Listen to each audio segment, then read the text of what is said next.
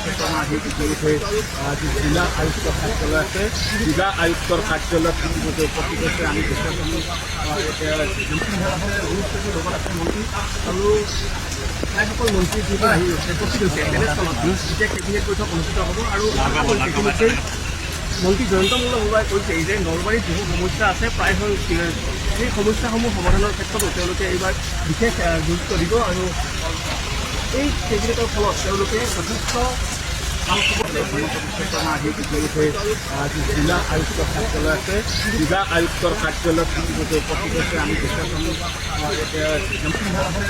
লগত আছে মন্ত্ৰী আৰু প্ৰায়সকল মন্ত্ৰী যিবোৰ আহি উপস্থিত হৈছে তেনেস্থলত এতিয়া কেবিনেট বৈঠক অনুষ্ঠিত হ'ব। আৰু ইতিমধ্যে মন্ত্ৰী জয়ন্ত মল্লই কৈছে যে নলবাৰীত বহু সমস্যা আছে, প্ৰায় সেই সমস্যাসমূহ সমাধানৰ ক্ষেত্ৰতো তেওঁলোকে এইবাৰ বিশেষ গুৰুত্ব দিব আৰু এই কেবিনেটৰ ফলত তেওঁলোকে যথেষ্ট